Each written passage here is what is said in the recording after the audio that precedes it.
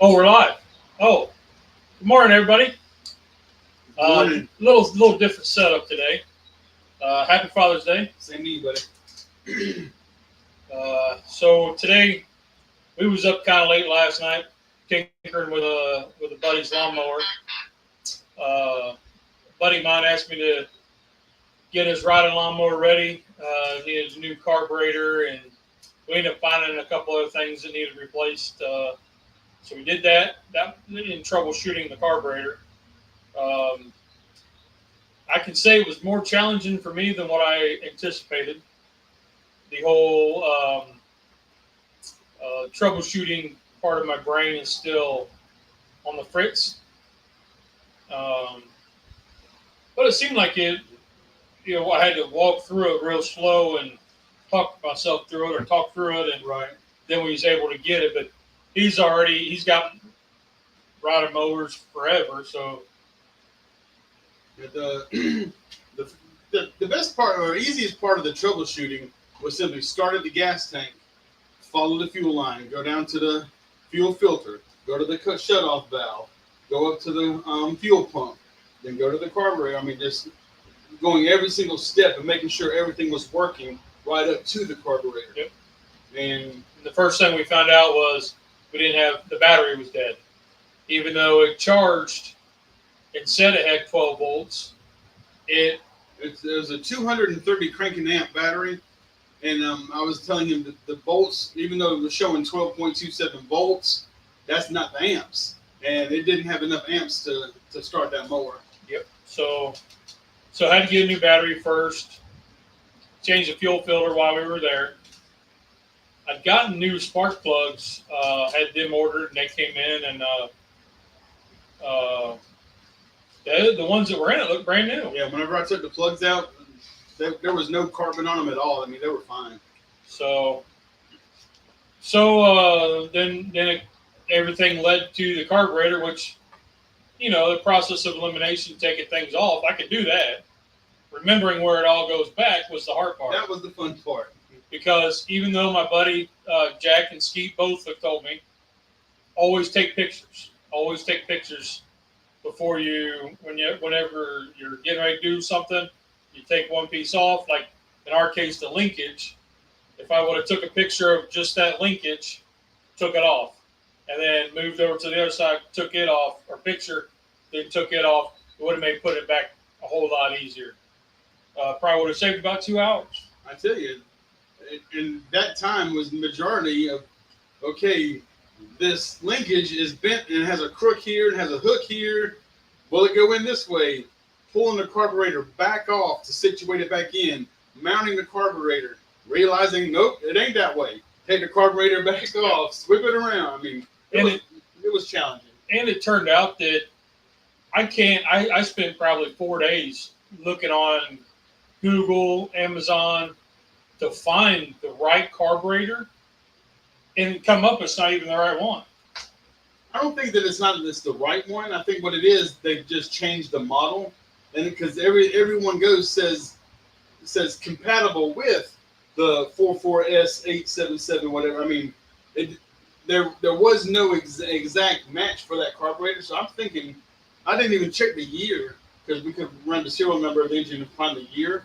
But I'm thinking they probably just don't make that particular carburetor anymore because all those ads, they all said compatible with. And the big difference was it'd be on the driver's side, or the left side of the motor.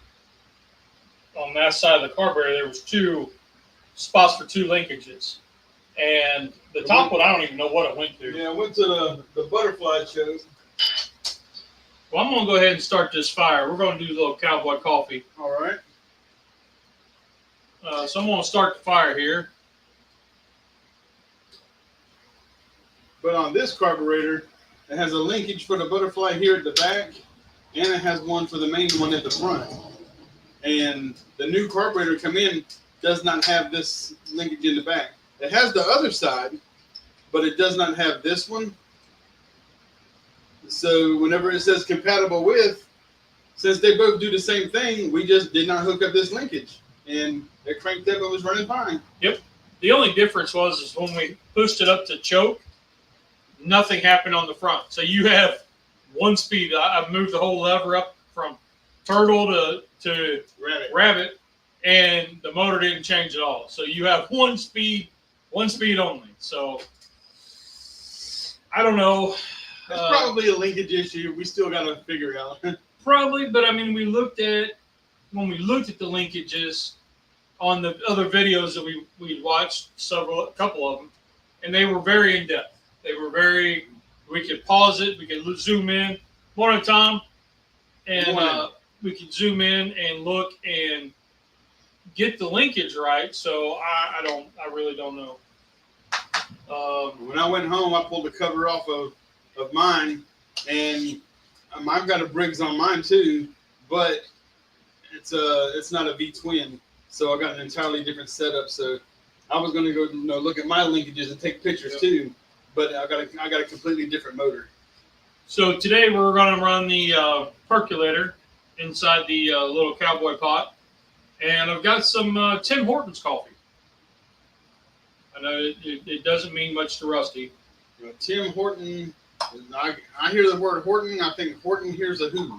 I figured you would say something like that, but no. Tim Hortons is kind of like a Dunkin' Donuts in Canada. It is making its way this way. I think we're supposed to get one in Rock Hill, but I can't say that for sure. I would really like one because I really like the coffee. And I buy them. It's like $9, so it's a good morning, Honey Badger. So happy Father's Day to you guys that are in the chat and watching. I'm wearing my Father's Day shirt. My kids got me. I don't know how many years ago. It was Tuesday. They drew that Tuesday.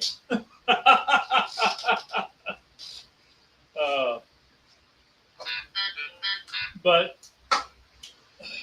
so I got some Tim Hortons. I keep that for my evening coffee in like late afternoon and special occasions. So feel privileged.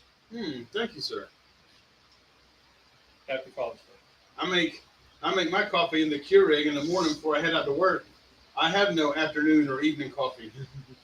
Tim Hortons is famous for its. Can't read that. Coney dogs, Rusty. I didn't know Tim Hortons had Coney dogs. I know they got pastries. They're like a Dunkin' Donuts, but a Canadian version. Okay. Yeah. I like their coffee. But so we got the carburetor fixed yesterday. You've got one speed. There's no whatever you do to that lever, it doesn't do anything to the carburetor. So we should figure that out. But it's running, which is what he wanted. It moves. I'm gonna try to cut grass with it. I re-engaged the transmission yesterday, so he was able to go forward a couple feet and backward a couple feet. So we know the transmission is good. But all the cars were in the way, and it was getting dark when we finished up last night. So today, we're going to move the cars out of the way so he can take it out and he can go-kart his backyard with it. Yep, just to make sure it all works. Engage the blade, make sure none of that fell off, which it shouldn't since we were working at the carburetor. Yeah. That's what I'm saying. I didn't know that. Tim Hortons had Coney dogs. So that was a fun, I'd say fun experiment, but it was very challenging for maneuver. But when you finally decided to get started on it, it took us 2 days. 1 day is to take it apart and look at everything, or order the right part. Yeah, order the carburetor, and then when it came in yesterday, I come back down and we put it all together. So it wasn't really time consuming. We probably had 5-6 hours on it, at most. At most, the majority of the time, I probably had a couple dozen hours looking at videos, looking for the right carburetor, because I couldn't find. You go to Amazon, you type it in, it just throws up a carburetor, and then you got to try to track down the model number, track down the model number of the engine, the motor. Yeah, and that was a little hard for us to see on the actual engine. The way that it was stamped on there, there was rust in the way, and some of the stuff was covered up. He had to get his wire brush and scrub it and clean it and take a picture, blew it up so we could see it better. Yeah. We finally got to it, but yep. So that was a majority of this week. I didn't do really any cooking this week. Did you cook anything this week? You know what? I didn't. Okay. So, what kind of topics you got for this week, for today? Well, Father's Day. Considering you told me 15 minutes ago I had to come up with topics, I came up with two. One of them is, what are your Father's Day memories with you and your kids, and your Father's Day memories with you and your father? If there are anything that actually pops out and sticks out in your mind. I mean, some memories, nothing, I can't say none are more important than others, but some of them, they just stick out in your mind. Mm-hmm. Every time you hear Father's Day, there's certain ones that come right. up. Fortunately, my dad's still around, so we're still making good memories. When it was Christmas, we were at Oak Island 2 years ago, and we were sitting on the back porch, and where the back porch was, we were third row from the actual beach. So we're sitting on the back porch, and you can look between these two houses in front of us and see the ocean. And he looked over at me, and we're sitting there drinking coffee, and he said, if you would have ever told me in my life that I would be sitting on the beach, or, at the beach, looking out on the ocean on Christmas Day, 60 degrees, because I told you were effing nuts. Because I never would have thought about this. And, when you're thinking about getting your dad something, socks, ties, golf balls, wallet, all the kind of stuff, to be able to give him something that he's never even thought possible. That was pretty wild for me. Mm-hmm. That kind of, I kind of felt a little pat on my back, like, son, you did good. I felt good about that one. Because as I'm getting older, and my kids will tell you, I don't want for much, and my dad's the same way. I've got a lot of crap, but a lot of that's from this past life that I've moved past. So now I was trying to weed it out. Yeah. Kind of re-seeing what's important.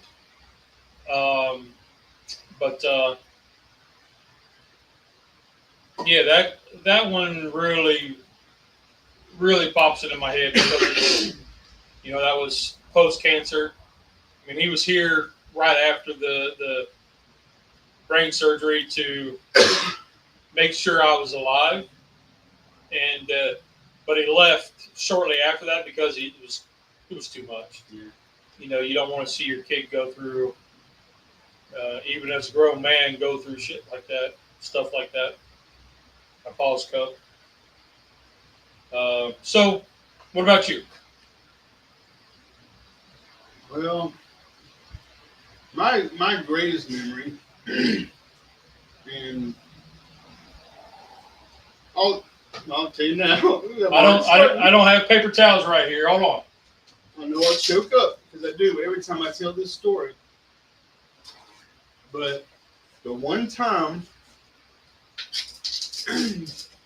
my dad wasn't the kind of person that, said I love you all the time and stuff like that. I mean, at night, whenever we were little, we give mom and dad a kiss goodnight and they say I love you and stuff like that. But my dad wasn't, that kind of a person. And he died in January 2011. So he's been gone a while. But the only time I can remember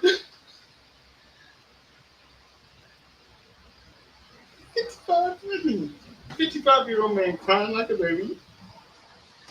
But the only time I can remember him telling me that he was proud of me was the day I graduated basic training.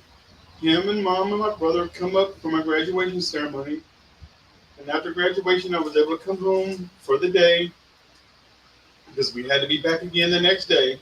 And, we come home, went out to eat, did the family gathering and stuff. But whenever he dropped me off back at Fort Jackson, and he told me that he was proud of me.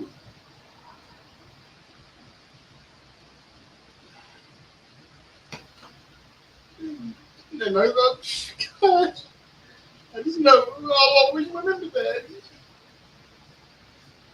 Yeah, I mean, growing up, we weren't the house that said that I love you a lot. So we've said it a lot more since I've had kids. And I make sure that I tell my kids that all the time. Sometimes I think it's the kids these days use it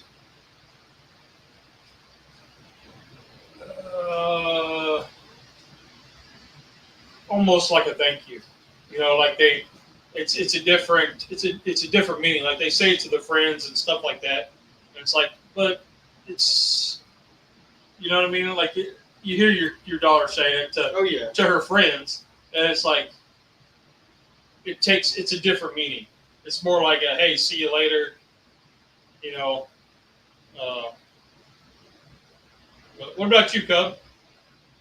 Hiding in the background, texting your friends, both of them.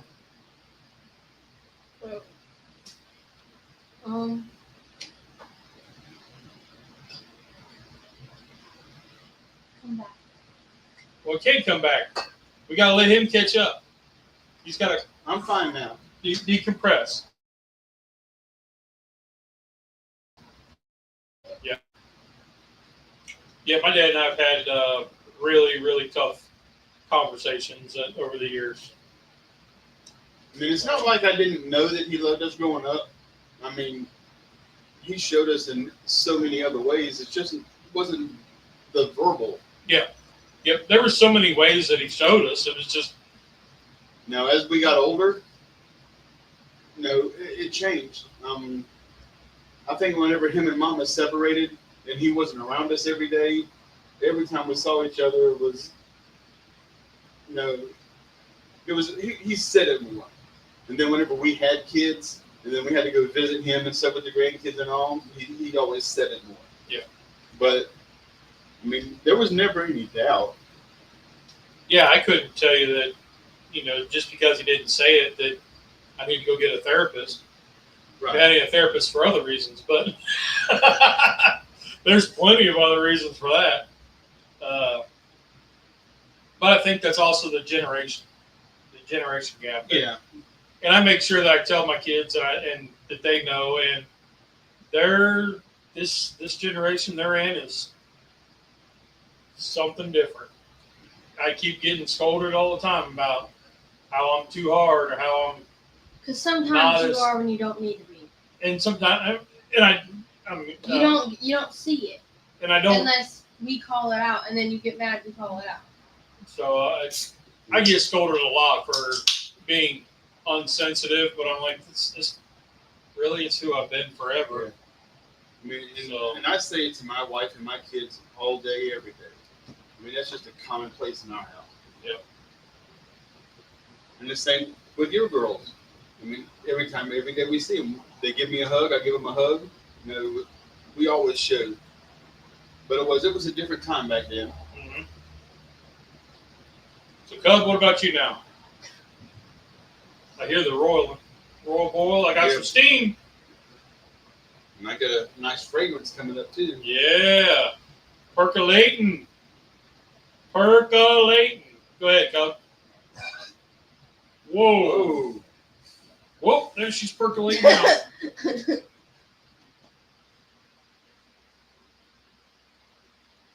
All right, Cub. You're on. I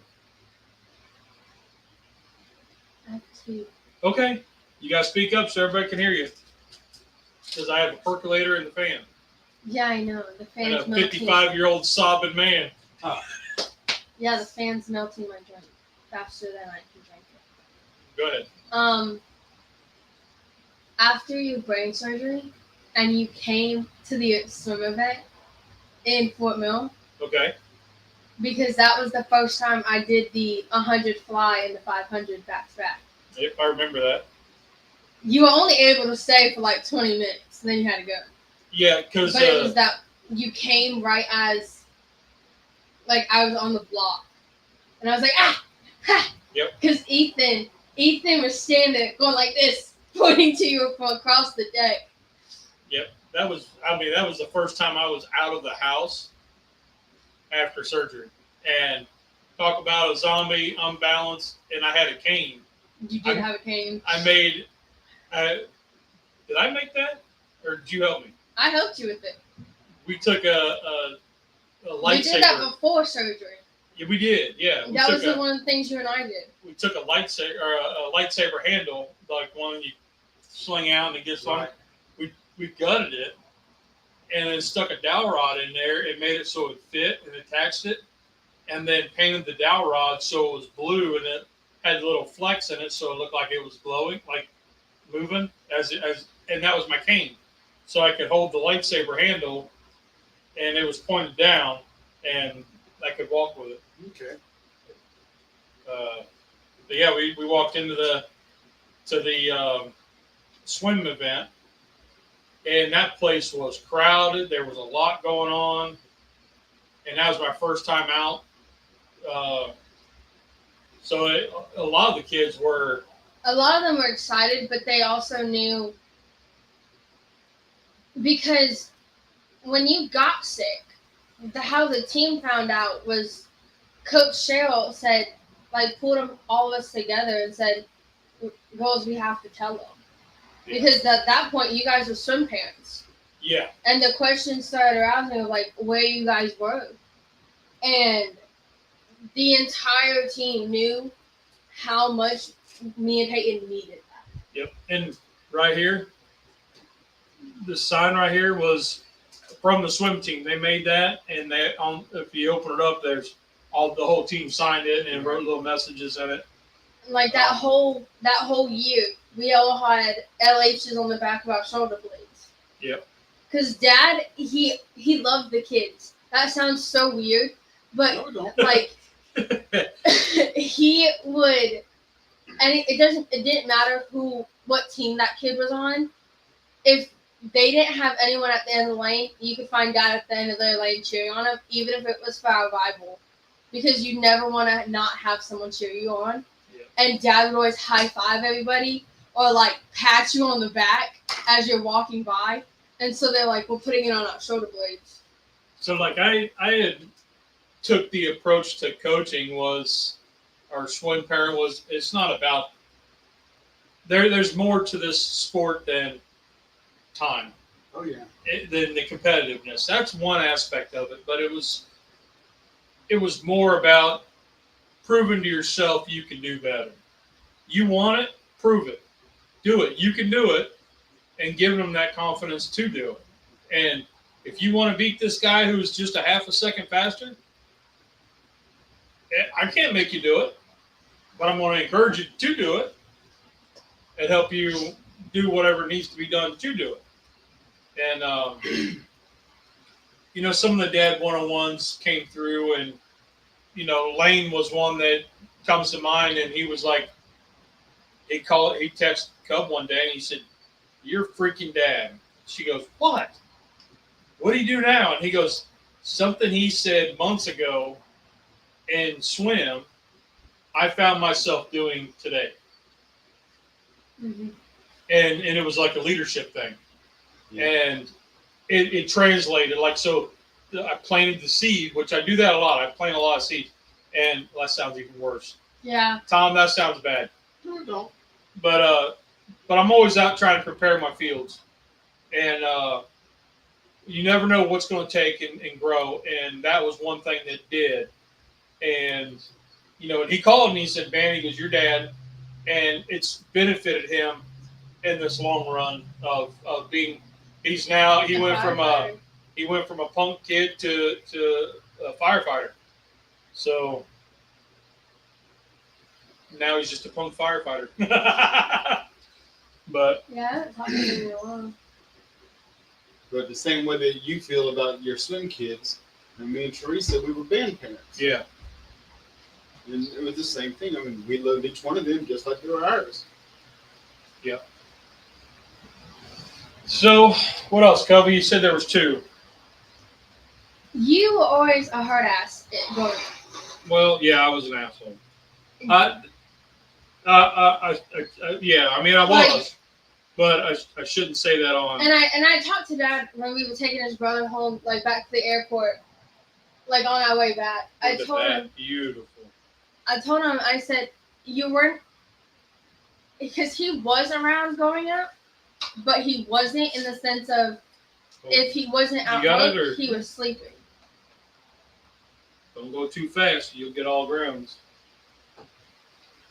Yeah. Okay. So I think it was that, like,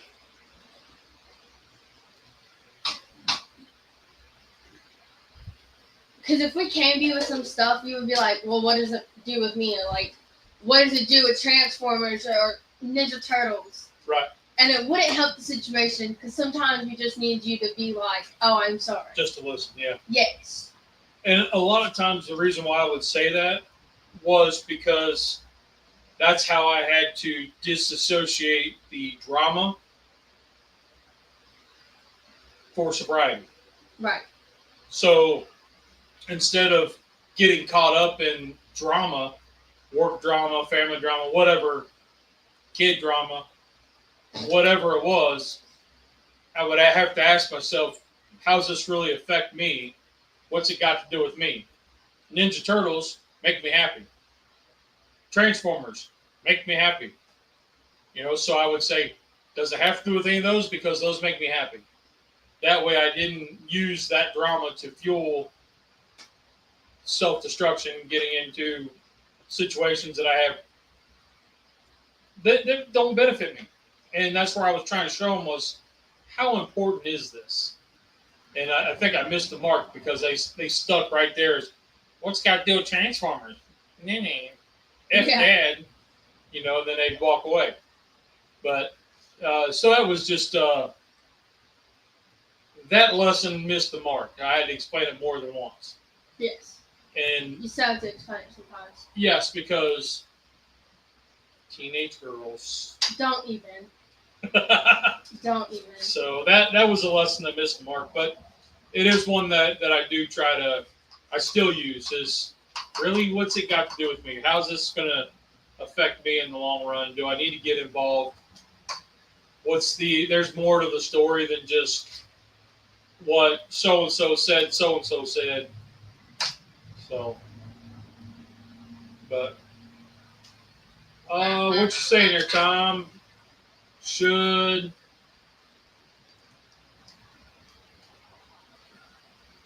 I can't read it. Should have what? Painted. The cane. I'll have to get it out next time. A bright green. I can't read that. To make it look like a blade. I did blue. Not a bright blue, but I'll get it out. I'll dig it out for next week. What's that? If you drop cold water in the coffee pot, the grounds go to the bottom. Yep, I got them I got the grounds in the percolator. I don't even know what that's called. It's a cup. The percolator cup. So filter, whatever. Imagine if someone made a transforming turtle. They did. That's what James said. Yes, No. there is one. There was a series that came out where they did transform from like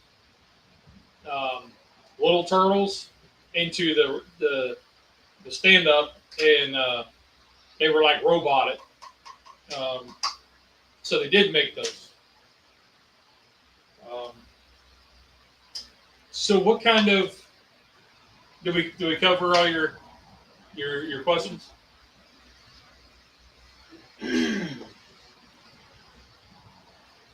Well, yeah, I said the one about my dad. My kids probably, I say my most memorable Father's Day gift.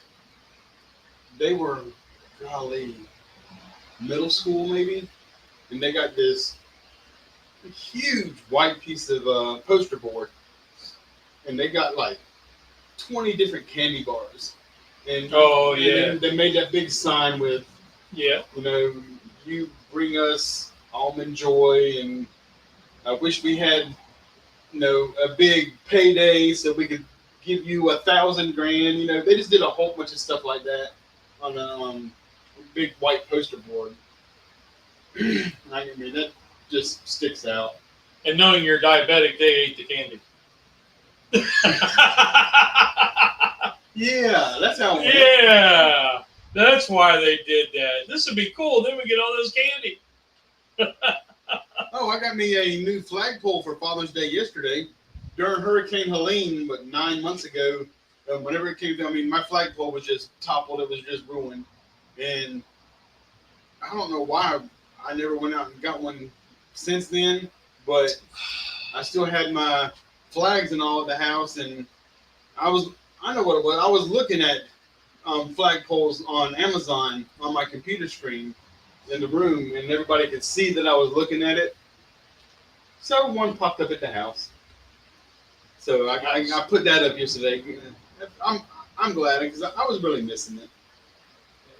Faye made a sourdough coffee cake the other day. That was my Father's Day present. It was very good.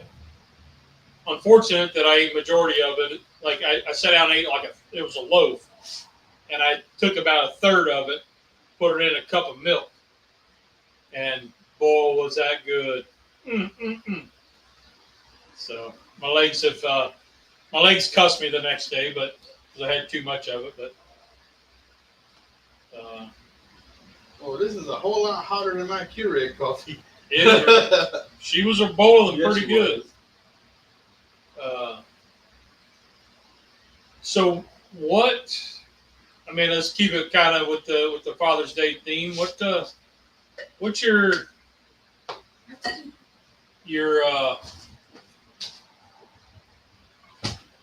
the meal your dad would cook, like a weekday or weekend, whatever? What was the one meal that he made that you remember? Okay. My mama did most of the cooking at the house.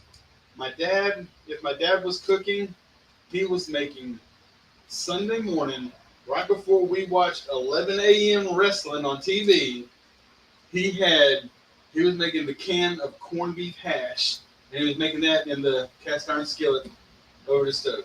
He loved that stuff. I hate it. But I mean, when he was making corned beef hash, he would turn on, we had a small fry vat, and he would get canned biscuits and punch a hole in the middle of them and stretch them out, and he would make homemade donuts for me and Shane. That's my brother. Off of canned biscuits and roll them around in cinnamon sugar, and that was our treat. And he would have his corned beef hash, and me and Shane would have donuts while we was watching Ric Flair and Dusty Rhodes. Yeah. I mean, he always did that.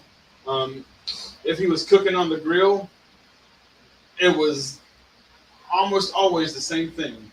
Chicken breast soaked in Italian dressing. Yep. He would soak them overnight in the Italian dressing, and the next day put them on the grill. He would take the buns and he would toast them on the grill, but it was always grilled chicken that was soaked in Italian dressing. Yep, that was the only reason why my dad had a gas grill, was for chicken breast. And chicken breast was good, but it was always dry. Oh, yeah. We would do burgers and dogs, but chicken breasts were like, the kids always got the burgers and dogs, and Mom and Dad always got the chicken breast. You know, growing up, I don't remember ever seeing a thermometer in our kitchen. No, never had one. Never. Never have one. My dad still doesn't. He still don't like using one. I'm like, and I only use it for, I use it for Chefstemp because I'm doing Chefstemp stuff. But unless I'm trying to nail like a pork loin or a turkey breast or chicken breast, where I'm trying to hit Try again. a certain temperature, well, I can't. Specific. Yeah, a certain temperature, then I don't really want to use it. I always use them if I'm doing a chicken breast or turkey breast. If I'm doing the thick cut pork chops, I want to make sure I don't go over 145. So I'll check them on that. But burgers and stuff, I never tempt those. I mean, when I used to do steaks on our gas grill, like I was in my late teens, I would measure the steak by beers. And for anybody that doesn't know, I used to drink real heavy and a lot. So I would flip a steak, drink half a beer, and then know it's time to turn it. Or if I would go a whole beer on high, then I would know that it's time to flip. That's how I measured cooking steaks, and they came out medium just about every time. So my dad he didn't do a whole lot on the grill. He still doesn't. And he would do whatever Mom told him to make, he would make. Well, he would always do the chicken thighs in the oven, 350 for an hour. He'd make his own barbecue sauce, which was interesting because I thought it was something my dad did, but here he got it from my grandpa on my mom's side. They would always doctor up baked beans. And get a can of baked beans, throw in your ketchup and your brown sugar. He never added mustard. I don't know why. But then they would do that, and then one day Grandpa decided to try it on chicken. So he added a little splash of water, enough ketchup, and enough brown sugar to where the sweetness and the vinegar balanced, and you don't have it gritty. You don't want it gritty. Just a little splash of water, and that would thin it out enough to where you could brush it on. And he did that on chicken just to try it. Loved it. So that became what I call grandpa sauce, because I was making it. I was showing the girls how to make it and thinking that it came from my dad, when really it came from my grandpa over here. So it is truly grandpa sauce. Whenever we first started doing competitions, you actually made that a couple of times. Whenever we was at a competition. Mm-hmm. Yep, and it's a fantastic sauce. It blows most people away when they first have it. They're like, "That is amazing!" And it's ketchup and brown sugar with a splash of water, and then if you want some more deeper flavor, that's about the only way I can say it. It's not real earthy. It's not a umami. It's just a deeper flavor. You add a little Worcestershire, maybe a little liquid smoke. I think the liquid smoke gets lost in it. But, a little Worcestershire in it. And, it blows people away. But that's one that, that was something we always made. Then when every time we would go to, like the smorgasbord, I don't know if you remember those. The church would have a smorgasbord, and all the members would bring a dish. Kind of like a crock pot thing, right? Mm-hmm. And then you'd have the table laid out, and there'd be all these dishes. And people would come in, they'd pay their $5 and go through and get their plates full. And we always took lasagna. That kind of became Mom's lasagna. And then she got into cheesy taters. And her cheesy taters are basically the hash brown chunks frozen. I have to look it up, but she got to making, it's like a casserole, cheesy tater casserole, and she got to taking that every time instead of the lasagna. Then they got into Cherry Delight, which is amazing. It's high in sugar. Kids love it. The Cherry Delight. And those were the big ones. We had those church dinners and stuff like that all the time too. Never called it a smorgasbord. It was just a potluck or just a church get together. But I don't know if that's a term that y'all use, from Ohio or something. But that's not a term that we use down here. Yeah, it's the same thing in the potluck. Yeah, smorgasbord. Like everybody would bring a couple pans of whatever casserole or dish or whatever, and as people paid, they got in line and the church would make so much money off that. So that was it. I kind of miss those things. It was a good social gathering. Oh yeah. Now they do fish fries or something like that, but barbecues. Yeah. In the South, barbecues are pretty popular.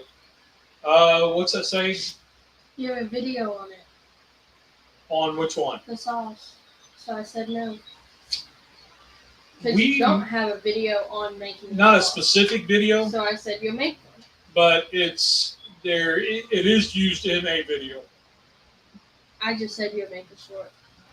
Yep. So I can make one for you, Tom, because it's That's what I put. Yeah. No, but I'll make one. Start with equal parts of. Don't tell him you gotta make it so he can watch it. Okay. The whole point of making the video so they can watch it. Okay. Tom, you heard it. I'm sorry. He can wait. Cub wants to view time. No, it doesn't make sense if they ask for the video and I already said you would make one. You just give the recipe up. It doesn't make sense. Okay. It's a simple one. I can make it up.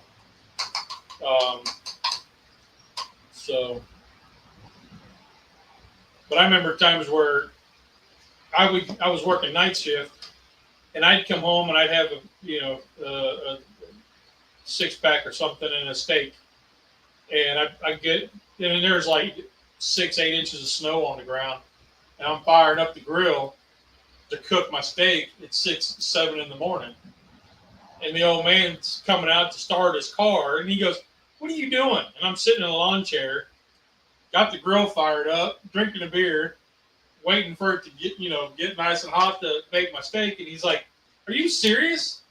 I just had Raisin Bran and you're out here? At least start my car for me."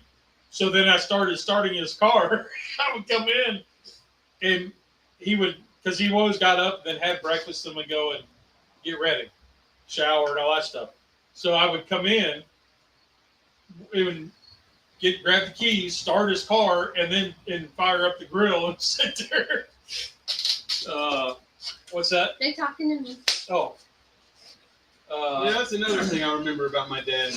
Whenever me and my brother, we were in elementary school, junior high, whatever, and we used to think, in the wintertime, Dad would want us to go out there and start his truck for him, because while he was taking a shower, getting ready for work. And I can remember being really young and thinking it was so awesome that I get to go out there and I get to start a car. I'd sit in the truck and I'd start it, look around, nobody's here, hit the gas pedal, boom, boom, boom. Yep. What got fun was, because the way that our house was situated, we would get these drifts. So the wind would blow, and it may be only about a half an inch over in front yard, but over by the carport where Dad parked, it may be 1.5 foot high. Right. Because of the way the wind blew. So you would throw it, and of course we had front wheel drive car. We had an old Buick and Buick Regal, and you throw it in reverse. You get it warmed up first. You had to let it warm up. Throw it in reverse and just give her hell. And I mean, it's up to the bumper, and you're trying to plow through it, and then go through it a couple times to make sure the old man could get out to go to work. And he'd be like, "What the heck?" And I'm like, "Got stuck. Hold on." And I'm out there shoveling. Yeah. But remember when I first started driving, my dad built race cars, had his own race car company and stuff. And I remember my first car was a 1972 Camaro. And It had a 350 turbo transmission in it, and transmission went out. We pulled it into the carport, and Dad helped me jack the thing up on blocks so that I could get under it. And then he went to the house. He said, "Call me if you need me." He didn't sit out there. He didn't help me. He wasn't doing it. And he was like, "This is how you're gonna learn." Yeah. And back then, he can go get you a transmission at the junkyard for $75. And so we did. He went out and he with me to make sure I got the right one, but I got the transmission. And I remember being 18 years old, sitting underneath this 72 Camaro, jacked up on blocks, taking the transmission down, and it's like, why is he not helping me? I couldn't understand it. This is what he does. Why ain't he helping me? I can remember being mad at him for making me do the transmission by myself. Yeah, I remember my old man pulled me out one time, and I was probably 14 or 15. He's like, "You're going to have to learn how to do this sometime." And that was back when he changed his own oil every now and again. And he had me jack the car up, show me how to work the jack the back of the car up, take the tire off, just to put it back on. We didn't do anything, but it was showing me how to use the jack and stuff. And, I mean, Dad didn't work on cars. That wasn't his thing. So it was showing me a little bit of what to do. And yeah, we always changed our own oil. That was one of the things that Dad showed us how to do. And he'd get out there, he'd tell, "All right, you need to go change your mama's oil real quick." You know, he'd go out and get the oil and filter and all. He had this black plastic tub with a green lid on it. And it's a big old lid, too. He unscrewed it so that it was just a waste pan for the oil. And we'd have to position it right. And he said, "All right, don't you take out that plug until you got that jug in the right spot." You know, and we'd make a mess and all, but so we had to change our own oil then, too. Yep. Now I just run down to Walmart because it's $25. I can't even buy the oil in the filter for $25. That's true. It's about $45, $50. So I don't even do it anymore. I just go down to Walmart. Yep. I've started doing it recently myself because I can.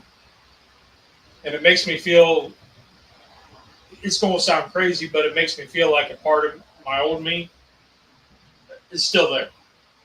If that makes sense. Because there's so much craziness going on in my head. And not much of what I was into before am I into now. You know, so, you know, like we were talking, you saw it firsthand with the troubleshooting. It's very, very slow process connecting the dots, and so that's something that I can do and I feel accomplished when I do it. So it's kind of worth the little bit of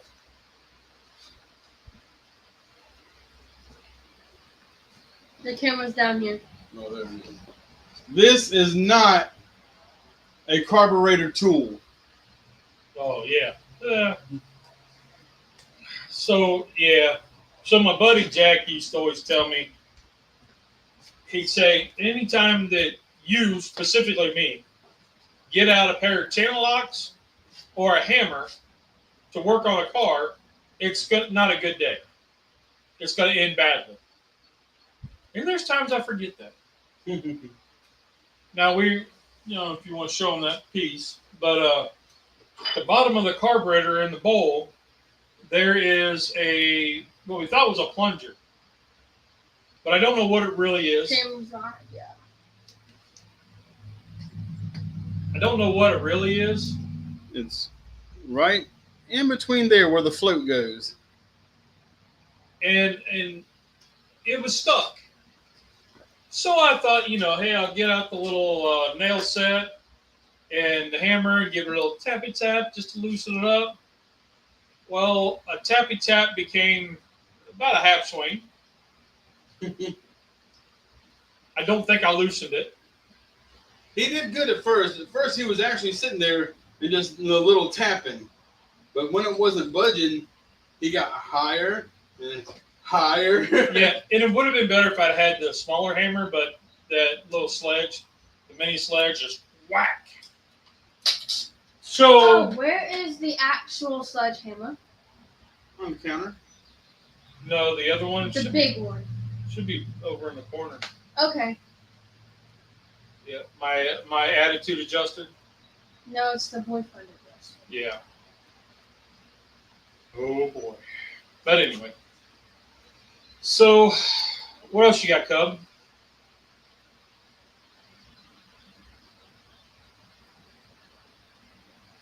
Tell them what you told me that one day.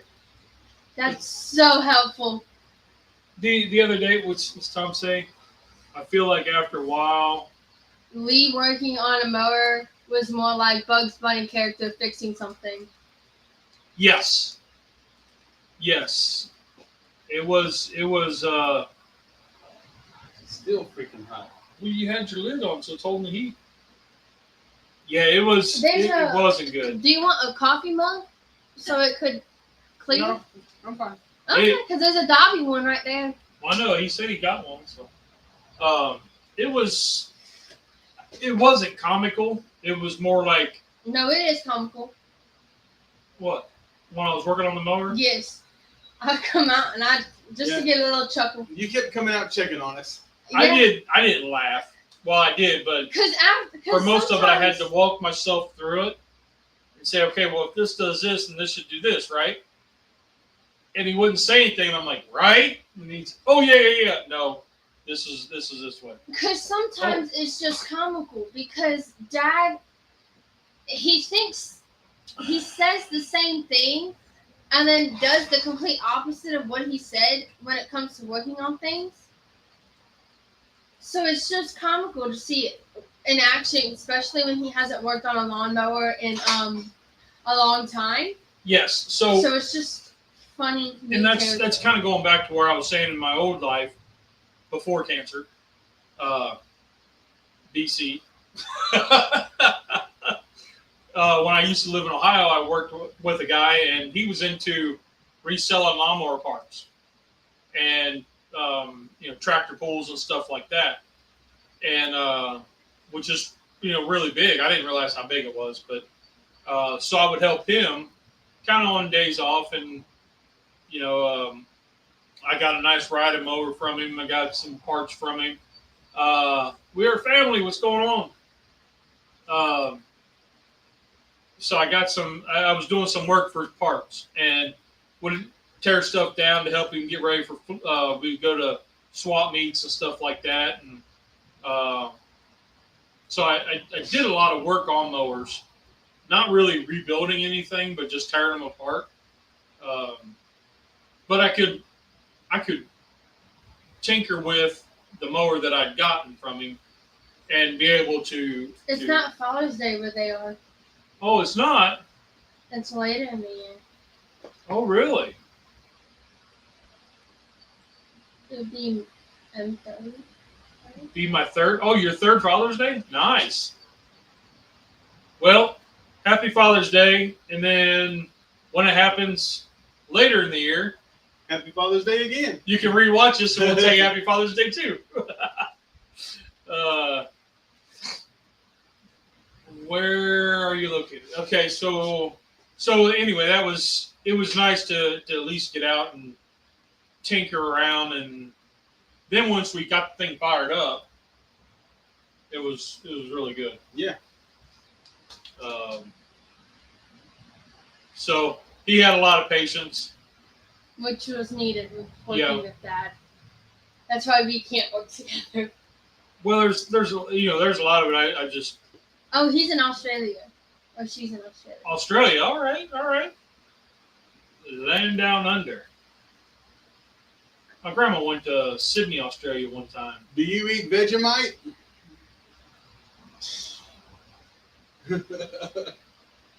Here we go. The Vegemite, and what's the other one? Marmite. You got that one, don't you? I got that one. Y'all love that one. That was real salty. We did a video for Tamara back whenever Tommy was still in the Scouts. And we got all the Boy Scouts lined up at a table, and Tamara was just trying to make a funny TikTok or whatever it was back then in that day. And she got a plate with a little plastic spoon in front of every Boy Scout. And she said they were okay now, and they all took a bite, and the reactions were quite funny. Yeah. I see that. I think they're supposed to put it on toast. Yeah, you put it something on like that. Toast, you're supposed to spread it very, very thin. Yeah, because there was somebody else I was listening to, and they said that they got they got it as at a restaurant. They said, "Do you want something?" They're like, "Yeah, sure. What is it?" And they said it was like a spread. They said, "Put it on thin." She goes, "Yeah, right." She goes, "I put it on so thick, like peanut butter, thick." And bit into it, was like, whoa! So they said picked up Vegemite rolls at Costco yesterday. My daughters love it. Vegemite toast every morning. I spoke to a bunch of American kids, and they tried it on SOA biscuits, which is traditional. Okay. Well, we have the Marmite, right? And I reckon we could probably use that in place of soy sauce or something. What do you think? What else do you use that stuff for? Sheetrock. Apple. Where do you see apple? I don't know. Okay. I don't know. Yeah, I'll keep my yeast in bread form. I don't want it in Marmite form or Vegemite form. Yeah. Okay. We'll have to look up uses for it because we have this whole jar and Really, we threw ours away. They did the taste. All right, we'll never use this again. We just threw it away. yeah, we've still got the jars sitting on top of the fridge. We'll have to find a use for I it. think it's just now like a you make me mad. Eat some more. Oh. Marmite is apparently cute stuff. It's like Vegemite for newborns. Well, we thought it was just a little spoon. Like we didn't eat it. It was like half a teaspoon. Yeah. And it was like, woo. We'll have to mess around with it, see if we can find some stuff for it. Okay.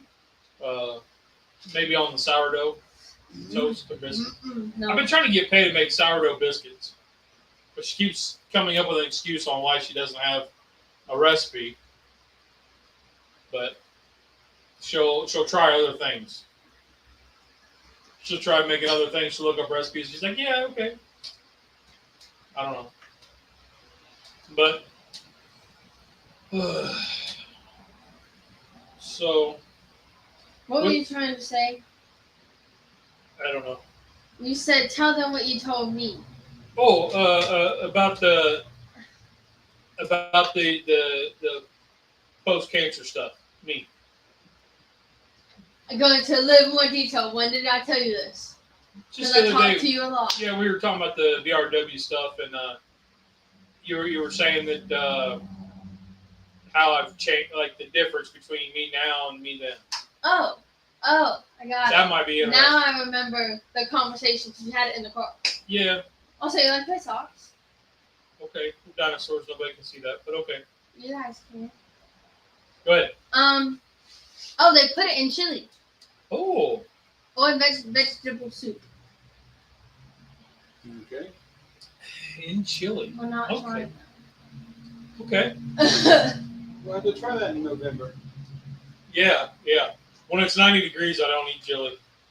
I don't think anybody eats soups in 90 degrees. I did have somebody tell me that they like the Fireball chili. They said, "Oh, we like the Fireball chili." Like I'll comment on that video, Right. and then they said, "But we also added a whole bunch of," and they listed all the stuff they added. They said, It's winter in Australia. Maybe that has something to do with it. Yeah. It's winter in Australia. Yeah, because they're on the opposite side. Yeah. That's cool. Yeah. For it to be July and it be winter. Yeah. Because it would be July over there still, wouldn't it? Yeah. That's wild. I never really thought about that. It'd still be July, just July and winter. But it's cold over there, so it's... So late. And the toilet spins the other way. We're just picking. No, but I never really thought about it being like winter, like I mean, you probably don't have snow, but They might. to think that Yeah, the temperature difference. yeah, Are your steering wheels on the right or the left of the car? I don't know if that they make that change in Australia like they do in London or something. Yeah, I'm like, I know they do that in the UK. I feel like on John Wayne they like in Atari, they were on the other side, They're right. the right, yeah, on the passenger side. Yeah. I had to put it around. I'm sorry. You're right. Is it your right from sitting in the driver's seat, or is it your right from looking at the window?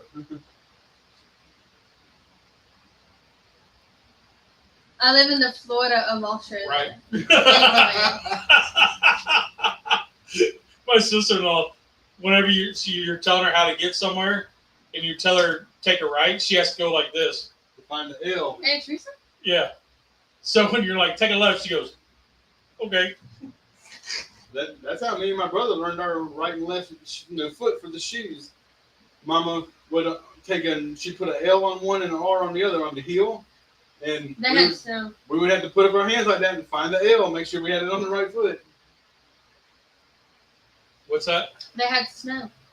Wow. Wow, I did not know that. I did not know it snowed in Australia. No, I didn't either. It can snow anyway. I guess it could. Just not South Carolina. I guess it could snow. I've never experienced or talked to anybody that said they had snow. The Egyptian pyramids probably don't see very much snow. Well, maybe not. Oddly, the island of That gets vivid on the right. Hawaii gets snow. really? Yeah. Huh. The more you know. It's ski season No kidding. in Australia. Yeah, behind a boat. Well, I'm trying to. So this is going to sound really bad, and I'm sorry, Nah. but I'm thinking like Quigley Down Under. When What? it's a movie. Tasmania has mountains covered year round. Yeah, like I knew some of the higher elevations did, but I was thinking like Quigley Down Under. It's a movie with Tom Selleck, No. and he goes into Australia. And there's a lot of the tribes, Aborigines, and I'm just trying to picture them walking around in snow and nothing but a loincloth. Why are you trying to picture that? Well, no, that's where my brain went was Quigley Down Under, and then because he's in Australia, and they're up in the mountains and the foothills and stuff like that, and picturing the snow, and then they're, barefoot, dinner plates in their lip. Well, they did have. I don't think they had the dinner plates in the lip. That's a different. That's in India. Yeah, that's a different thing. What's that? Tasmania, mountains are covered all year. I don't know if you should use Quigley Down Under as a reference. I'm just kidding. I know I shouldn't use that as a reference. It was just the something that came up, like thinking about the different movies that I'd watched, like Atari with John Wayne.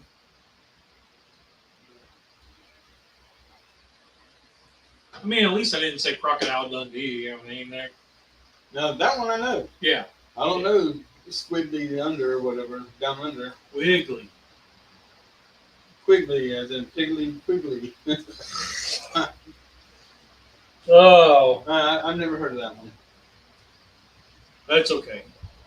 But the only thing I know Tom Selleck for is Hawaiian shirts, black hair sticking out of his big button down halfway his chest, and PI something? Magnum PI. PI TV show. Yep. That's the only thing I can think of. He drove the Ferrari. Did he have like a big bushy mustache too? Yes. Yes. He was well known for that mustache. My dad always had a mustache because he didn't like the beard. He still doesn't like a beard.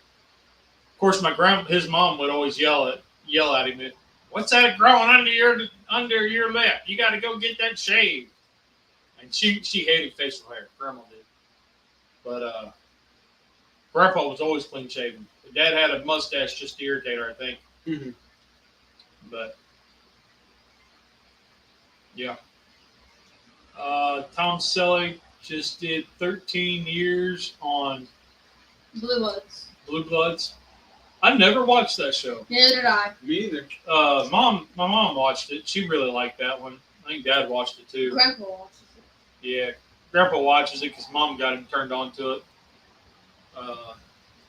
He was in Friends. He was. I remember that. He was Richard. I come walking through and they were watching it, and I was like, "What's Magnum PI doing on here?" And they all looked at me like, oh, "What? Who's that?" Nice. Was he singing Soft Kitty? No, that was Phoebe. Richard was dating Monica. Okay. Because Richard was Monica's dad's best friend. Soft Kitty was Phoebe. Yeah, she always sang that song with her guitar and stuff whenever they were at the coffee shop. that wasn't Soft Kitty. Yes, it was. Soft Kitty was Sheldon. Bad Kitty.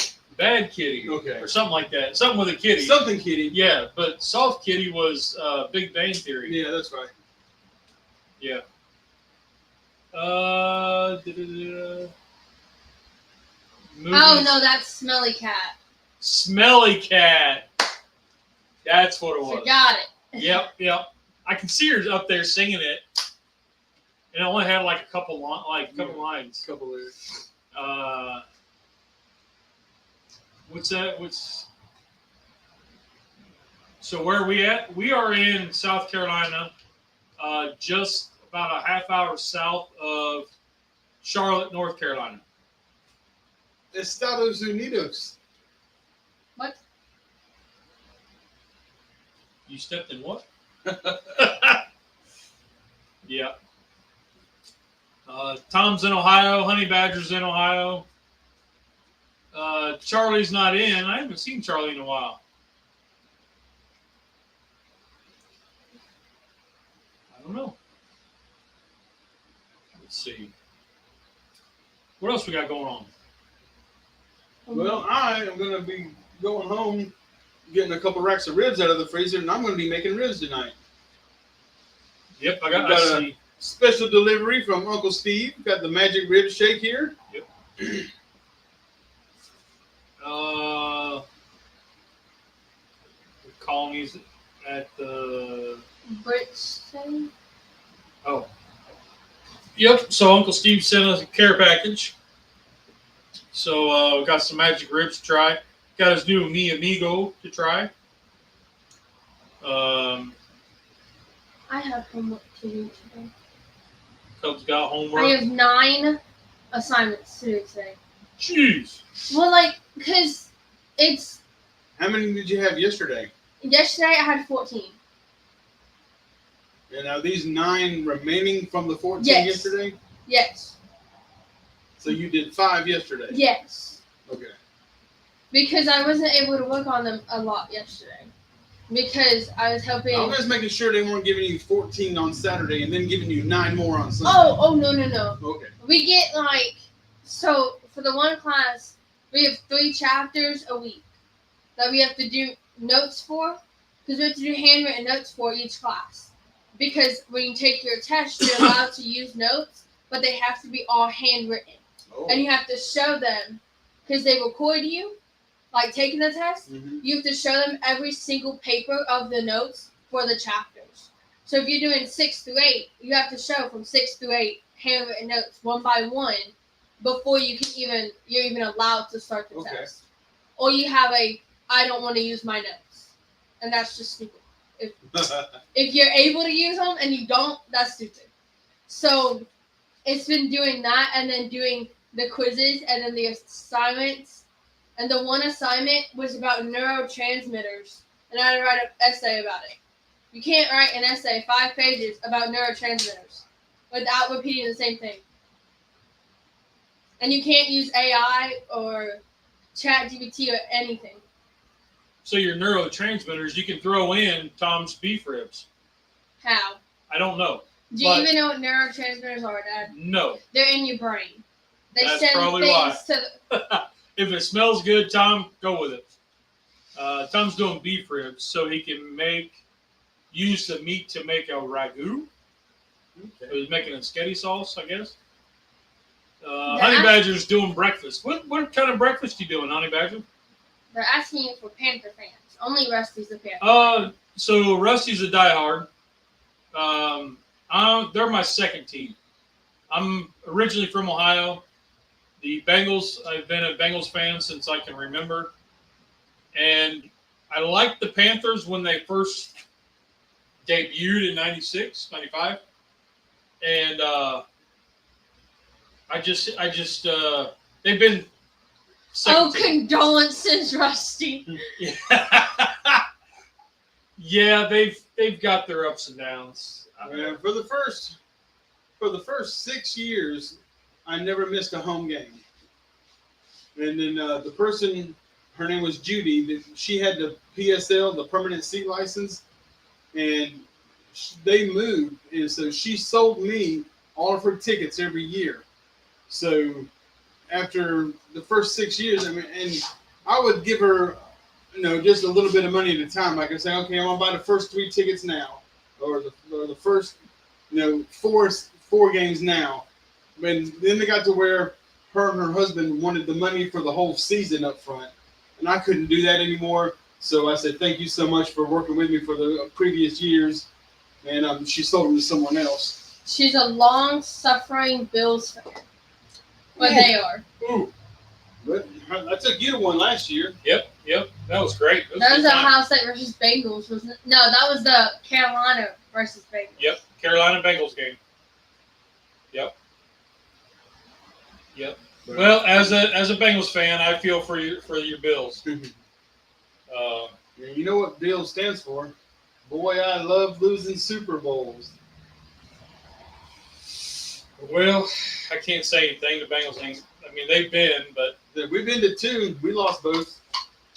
James said, "I'm doing my favorite breakfast foods on griddles because I like griddles on my favorite cast iron to use. It's Father's Day, so I'm doing what I want." Exactly, dude. I love Panthers the griddle. rebuilding since 2005. Yes. James, I'm with you, man. I love the griddle. I've got 4 of them. One's his. Which I need to remember to take that with us when we go camping. Yep. Right there's your stove, and the griddle's right here. Okay. So I've got 4 of them, and I'll tell you what, I enjoy them all.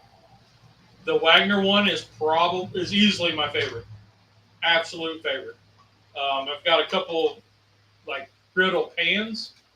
I love those too. I actually take one whenever I go on vacation or a weekend getaway, and we're getting like a B&B. I take one with me, especially if my one cousin's there, because she likes over easy eggs. Mandy? Yep, and that's the best way that I can do over easy eggs is with a griddle pan and a fish spatula. Yeah, I'm going on a camping trip this week. Me and my wife are going camping from Thursday to Sunday, and him and Tanya are going to come over Friday morning, you think you said? I will. I don't know if she is. But we're going to try and get a video or 2 in of camp cooking, too, this week. Yep.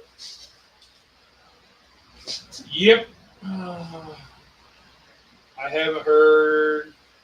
It'd be awesome if we could go fishing and actually catch something and have a catch, clean, and cook. Well, I was the one park in the same lake closed off the swimming. Yeah, they opened it So, again. oh, did they? Because of geese poop, basically. So I didn't know if it. I hadn't heard it was back. They opened it back up. It was closed for like 2 days. They had to treat it and all that stuff. So, what's it say, Cub? Which one? I don't know. Where are we at? I haven't heard that so far today.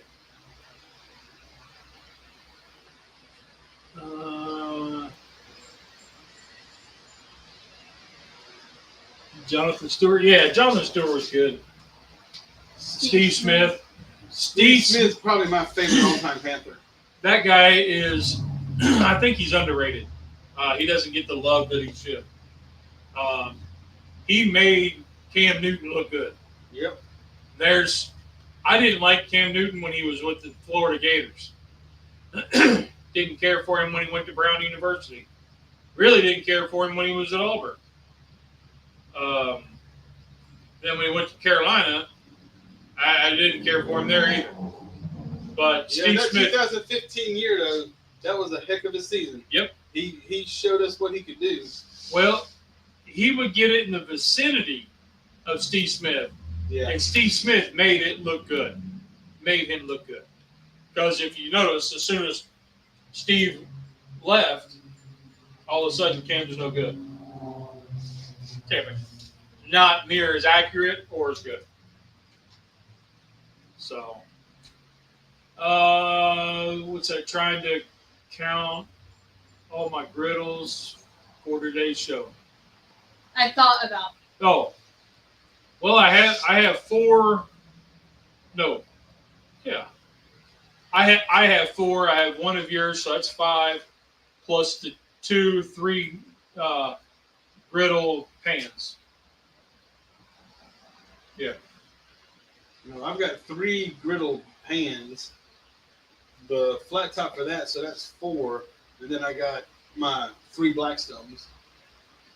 Blackstones don't count. We're talking cast iron. We're talking griddles. So what is rolled steel? It's steel griddles. Yeah. You know who thinks Cam Newton was great? Cam Newton. Okay. Yes, he does. Cam Newton loves him some Cam Newton. And all that flamboyant outfits that he wears, and I don't get it, but it's kind of what I thought about Dion back in the day when he was dressing that way too. I didn't get it. But yeah, Dion, he was a heck of a player too. But well, we've rambled on for a while, so not much really to clean up today, so that's cool. But I'm gonna enjoy the day. Find a spot to prop my feet up, and Nolan, what are y'all cooking us for Father's Day? I'm not cooking. Yep. Simple. Because what Nolan would cook is ranch mac and cheese with corn and peas. Lee, what are we cooking us for Father's Day? Exactly. Well, I've got a couple of steaks in the fridge, some sirloins that were all marked down, so I might break out the one of the pans and. I know that there's a me and Mom slightly discussed an idea to do today with Dad, but we haven't told Dad because it's gonna be a surprise. So I need to just go hide. No, what I would prefer before Tom and James say something mean about I'm bullying you, I think you need a nap and shower and put actual clothes on and not pajamas. Why?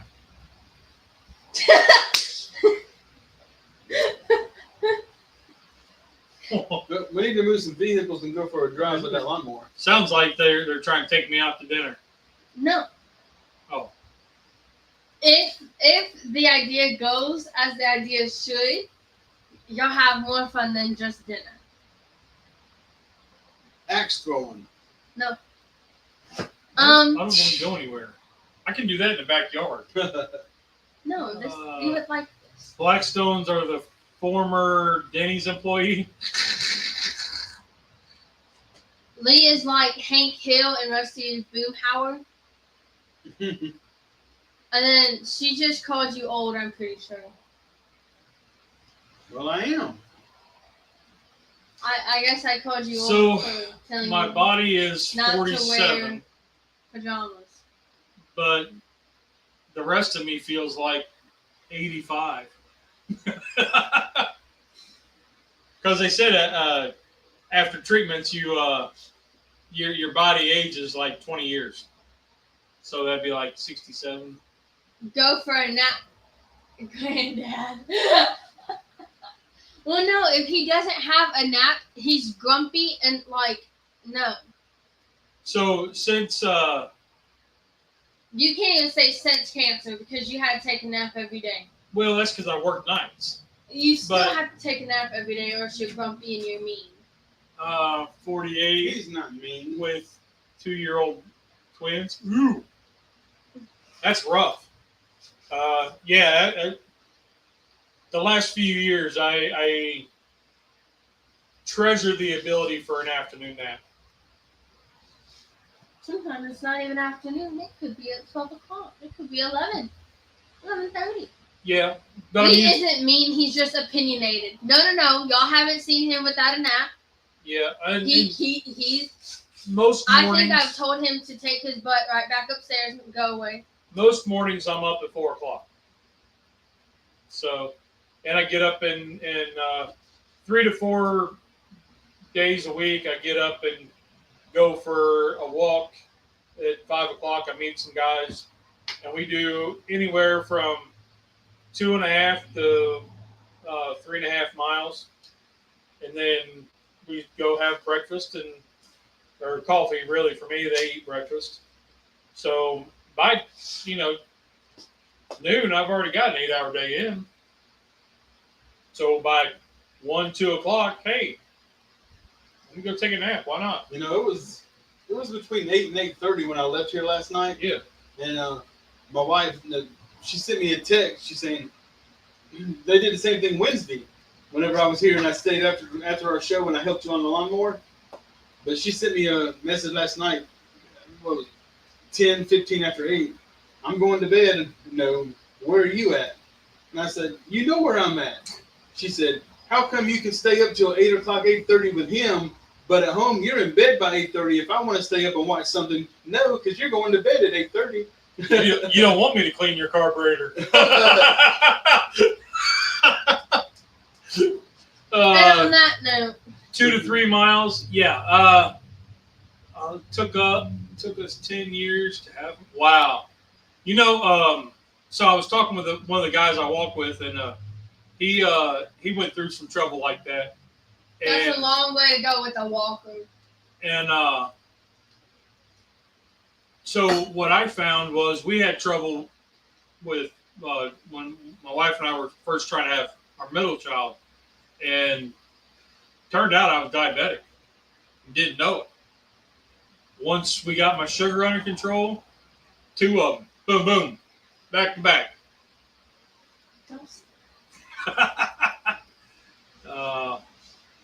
Unfortunately, I don't do a walker. I've got a cane, but I don't use it. Sometimes I think you should. Some days I should. Sometimes I think I should. Y'all could have matching walkers. That would be so cute. With the grill basket right there in the middle of it. Some of them, they're like, hey, let's go for a jog. And I'm like, nope. My balance is so out of whack that it's not good. Oh, you never found out why? Yeah, it's one of the guys I walk with, they had trouble, and they were doing all kinds of treatments and stuff, and then they finally had a boy. But all right, well, let's get out of here and enjoy the rest of the day. Y'all have a great Father's Day. Make the most of it, even if it's just going to the bathroom and locking the door, just for quietness. If you're lucky enough to still have your dad, don't forget to give him a call. What? Hey, Dad. Twins run her life. Yeah. Run in her family. Oh, okay. Fortunately, we didn't have twins. My girls are, 15 months apart? 15 months apart. Nobody runs in my family. Oh. True. Okay. Point. See you at 11. Yeah, so anybody, if you were able to, tune in to Honey Badger's channel at 11, or the replay will be available. Watch him make some breakfast. Whatever he's making. It's bound to be good. His favorite breakfast on those griddles. So we'll catch you guys next week. Have a safe week, guys. Have a great one.